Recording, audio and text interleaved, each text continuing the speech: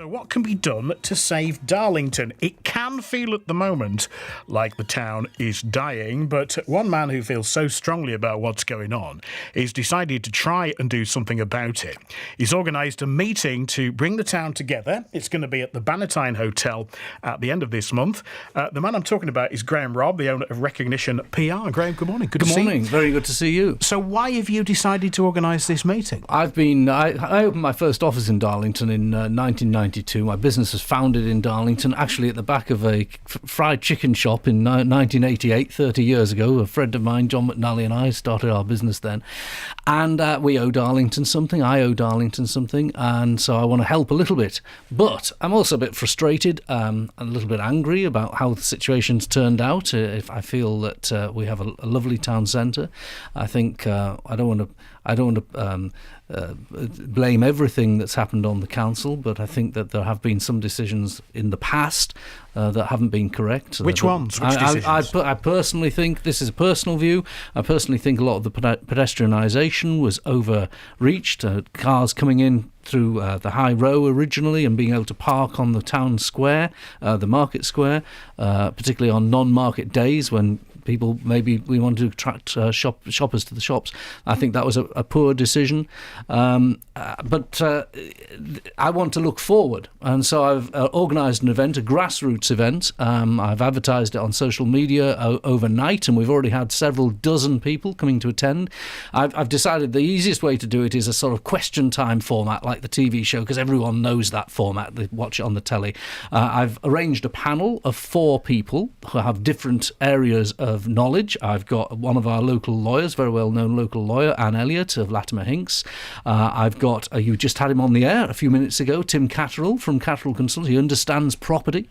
I've invited Torry Gill, a friend of mine, who's also in marketing and PR, more on the social side, to come in and talk. And also, I've invited someone who's the former chief executive of the NE1 Newcastle Business Improvement District. And I work with them in a professional sense. My PR firm's done a lot of work in Newcastle, and that particular business improvement district has a really good track record. It's done some very innovative things, particularly when it comes to free parking, when it comes to the Live After 5 initiative, where shops open later. And prior to the business improvement district in Newcastle, there was the Grangertown project that attracted people to live in the town centre, the city centre, with all sorts of initiatives to encourage space above shops to be converted into flats and apartments.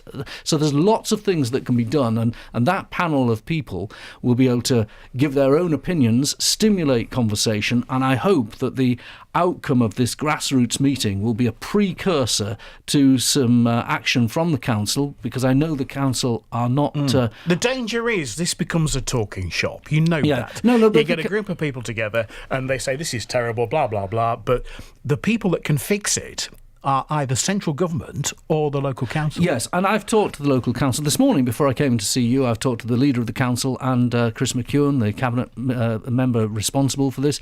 They are,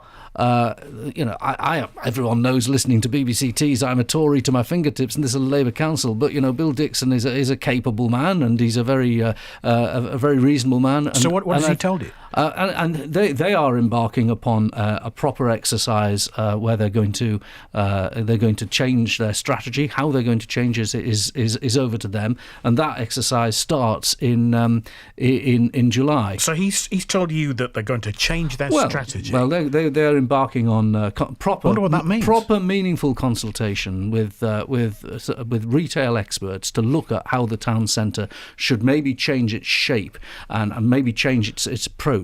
And so this meeting I've organised is I hope a good precursor to some positive conversations. I hope that, as well as perhaps allowing people to vent their frustrations, it allows them to publicise their ideas, and hopefully from the grassroots up will come reasonable, workable ideas. Do you think the council could still do more to stop M&S and House of Fraser closing their stores in Darlington. I do this where I have a lot of sympathy for the council.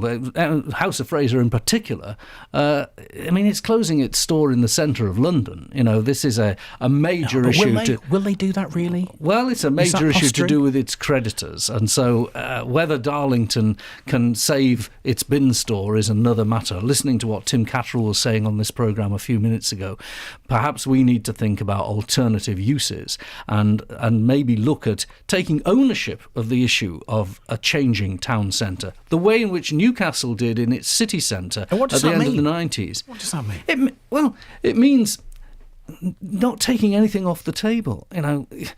Why have we had the parking policies that we've had? Why have we had the policies that we had to put expensive pedestrianisation down, which, albeit does on one level beautify the town centre, but on another level it interferes with a more normal flow of traffic and commerce as it had emerged over generations. You're not seriously suggesting we reintroduce traffic into Darlington Town Centre? No, I'm not.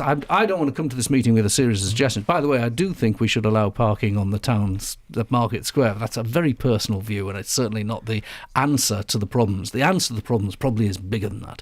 It's probably going to be about where the town centre is, coalescing the town centre around certain spark points of commerce, and allowing the town centre to be properly designed around the footfall that is already there. But I want to leave that to the experts, and the experts are people that own retail. I own PR, a PR business. I have an office, not in the town centre, I might add, but I'm in the town centre regularly to take my cheques to the bank or to conduct commerce as anyone might. And we need to make that easy for people to do. So that's my own opinion. But already, as I say, dozens of people have signed up to come to the meeting, and I want to chair a meeting that allows many ideas to come to fruition. You are a PR man, I Graham. am a PR man. Are you doing this then to raise the profile of your company? No. In fact, it's costing my company money. What I've done is, I'll pay for the food and drink and things like that. But I think what it's really doing, I've drawn the network that I've got, and I've pulled people in who I know and drawn upon them to provide the venue, to provide some panelists. And if my company receives some profile, great. You can get a ticket by going on my company's website. So they are recognitionpr.co.uk. Do you want to be the man? Do you want to be the man, Graham, who saves Darlington? No, I don't think there's one man that can save Darlington. No. So what do you make of the potential Amazon use at Symmetry Park? If that comes off, fantastic. And it illustrates in magnificent relief the two economies, doesn't it? The fact that retail is being conducted online with Amazon delivering parcels every day to all and sundry, and yet our town centres are dying. And yet, if Amazon were to come to a place like Darlington, it would also provide economic relief. So the dichotomies are there for everybody to see in the Amazon thing. And if Darlington is able to take advantage of that, as the rumours are suggesting, then, 3 cheers. How much do you know about this rumour then? As much as you. And how much do you know? Do you? Well, I hear, as you know, that Amazon. Well, the council are in talks with Amazon. Well, the council should be in talks with multitudinous investors, and it's a great place to invest. Come on, Tees Valley has changed in the last couple of years, and look at the unemployment figures announced yesterday. Who would have thought that the northeast of England had lower unemployment than London, which was the facts that were announced proper jobs, yesterday. though? Are they proper jobs? A job is a job. Let's not be job snobs. A pound earned in a retail outlet in Darlington is as same value as a pound earned presenting a radio programme or forging steel. They're all very important jobs, and the economy is doing well. It is very resilient.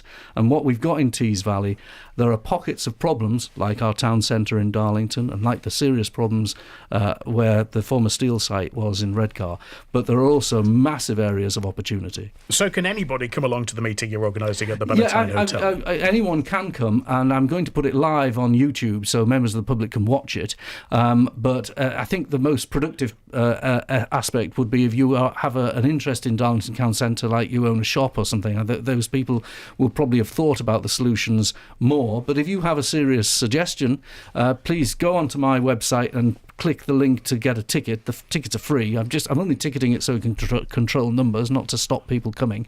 And I think they've got room for about 100. So I look forward to meeting people and finding out what their ideas are and allowing a conversation to start, which the council, I believe, will pick up. And I think they are earnest in their hope to make it happen. What's happened has happened. I told you so isn't a policy. Here are some ideas is. You could be the man who saves Darlington. Has a nice ring to it. I doubt it, but I hope Darlington will be saved, because it has all the energy and all of the attributes to be a fantastic town going forward. Graham, Robb, thank you.